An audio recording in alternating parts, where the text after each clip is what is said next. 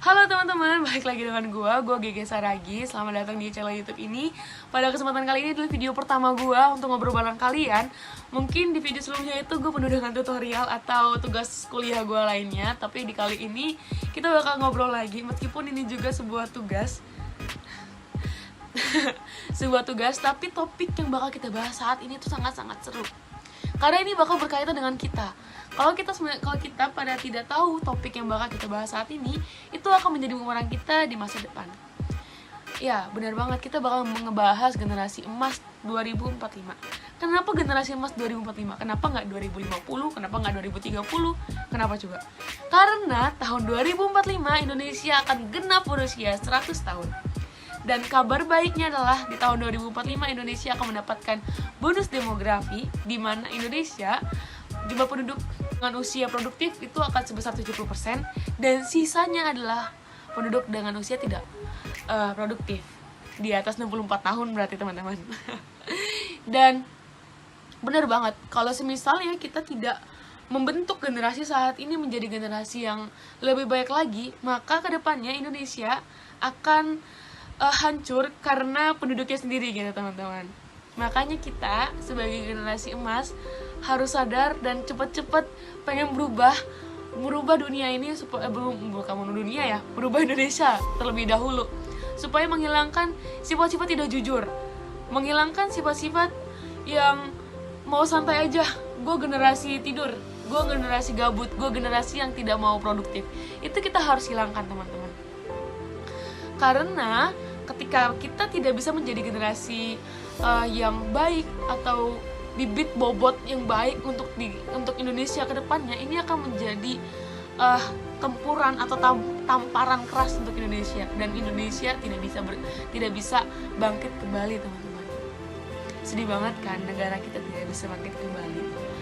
Ya, jadi karena di tahun 2021 Indonesia masih dalam kondisi pandemi, ini memicu tingkat kelahiran yang sangat tinggi. Dilihat juga kita tidak bisa berkuliah secara offline, tidak bisa bersosialisasi seperti biasanya. Ini juga kan mengurangi tingkat kepercayaan diri kita ketika kita bertemu dengan sosial.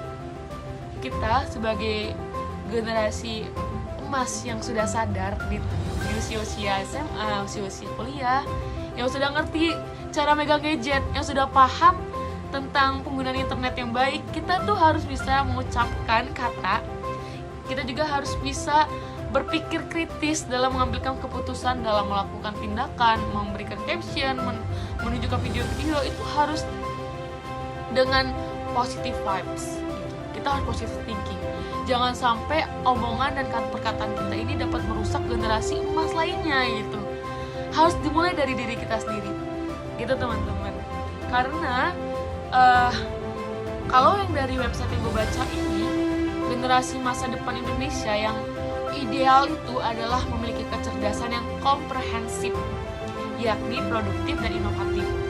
Teman-teman bisa banget tuh produktif, kayak buat video seperti ini, beropini, menyampaikan pendapat yang positif vibes, bisa membangun teman-teman lainnya dengan kehidupan nyata lu, terus kendala lu, dan mungkin lu bisa cerita gitu pengalaman lu ketika lu terjatuh, terus lu bisa bangkit lagi. Lu tuh bisa banget gitu teman-teman, kalau lu mau. Nah, itu salah satunya adalah kita harus jadi generasi produktif. Memang sih kuliah online atau sekolah online itu membosankan. Kadang laptop hidup, atau guru hanya mengirimkan link video, kita hanya membaca atau mendengarkan, itu pun kalau kita sadar. Nah, mulai dari kesadaran kita sendiri, kita tuh harus bisa mengontrol pribadi kita untuk menjadi pribadi yang lebih produktif teman-teman. Ketika kita tidak produktif dan terbiasa untuk tidak produktif, maka kedepannya kita akan menjadi manusia yang malas, dan ini akan menjadi bumerang terbesar bagi Indonesia. Baru kecerdasan komprehensif selanjutnya adalah inovatif. Kita tuh dituntut, apalagi mahasiswa, kita tuh harus berpikir inovatif, bagaimana kita menyelesaikan permasalahan kita, dan bagaimana kedepannya jadi tindakan apa yang bakal berdampak kedepannya. Kalau misalnya ketika gue nulis A, ini bakal berdampak apa sih kedepannya? Terus ketika gue melakukan B, ini kira-kira bisa nggak ya merubah dunia? Jadi kita tuh harus berpikir inovatif, kita harus memiliki kecerdasan komprehensif lebih tepatnya. Baru yang kedua adalah damai dalam interaksi sosial dan berkarakter kuat. Bener banget teman-teman. Mungkin teman-teman di sini udah banyak banget kali ya terpengaruh oleh dunia K-popers atau yang Eropa atau Amerikan melalui lagunya, melalui fashionnya, atau ya pendidikannya gitu. Berharap ingin bertemu dengan ya tinggal di, gue pengen banget lah tinggal di luar negeri, di sana enak, adem, kehidupannya nyaman, penduduknya baik, ramah, gue bisa hidup ya sesuai dengan kepribadian gue. Sebenarnya salah teman-teman, harusnya mulai dari pribadi kita harusnya bisa berpikiran bagaimana Indonesia ini menjadi negara yang nyaman untuk gue hidup. Dan ini adalah saatnya kalian berusaha untuk merubah Indonesia menjadi tempat nyaman kalian gitu teman-teman. Kita harus memiliki karakter yang kuat supaya ketika ada isu, udah lo korupsi aja, nah itu kata-kata itu tuh bisa tinggal disentil itu langsung hilang. Kalau misalnya kita memiliki karakter yang kuat, karakter tidak berbohong, tidak korupsi, tidak mau menghamburkan uang, kita harus produktif, menjadi karakter yang tegas atau berani percaya diri, itu kita harus punya dasarnya itu damai dalam bersosial dan memiliki karakter yang kuat. Baru poin ketiga itu adalah sehat, menyehatkan dalam interaksi alamnya. Ya benar banget lah teman-teman. Dunia tuh semakin maju, semua orang, semua penduduk ingin banget membangun rumah karena kebutuhan penduduk yang meningkat. Jadi kebutuhan rumah juga sangat-sangat naik gitu teman-teman. Harga tanah menjadi lebih tinggi karena penduduk kita semakin banyak. Dan bagaimana sih kita harus membalikannya ke alam gitu. Mungkin teman-teman yang mahasiswa, apalagi yang fokusnya di dunia arsitektur landscape atau teknik lautan selainnya gitu yang berhubungan dengan environment atau lingkungan, pasti paham banget sih. Jadi kita tuh harus memikirkan feedback apa yang harus kita berikan ke alam. Kita sudah pakai alam gitu, bagaimana alam itu bisa kembali kita gunakan untuk anak cucu kita nanti gitu.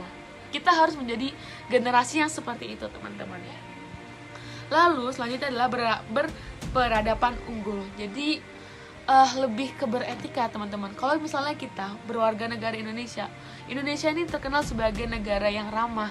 Kalau misalnya kita tidak bisa mengatur pembicaraan, jari kita atau cara berpikir kita, itu akan menghilangkan etika kita. Kita akan dicap sebagai negara yang tidak ramah lagi. Jadi, ayo teman-teman, kita harus menjadi generasi yang lebih positif. Kita harus hidup dan memiliki pikiran yang positif, membuat lingkungan kita menjadi positif. Kalau ada yang negatif, dideketin gak apa-apa, tapi langsung diubah menjadi positif gitu. Jangan kita ikut juga negatif ya teman-teman. Mungkin ini aja sih pendapat gue tentang generasi emas Indonesia tahun 2045. Dan gue yakin teman-teman semua pasti mampu menjadi generasi emas yang luar biasa. Thank you banget udah mau dengerin ocehan gue selama kurang lebih 8 menit. Ini adalah obrolan yang seru. Kalau misalnya teman-teman punya pendapat lain, boleh banget komen di bawah. Kita bakal sharing. Next, kalau gue ada kesempatan, kita bakal buat video lagi dengan topik yang berbeda. Thank you semuanya. Thank you.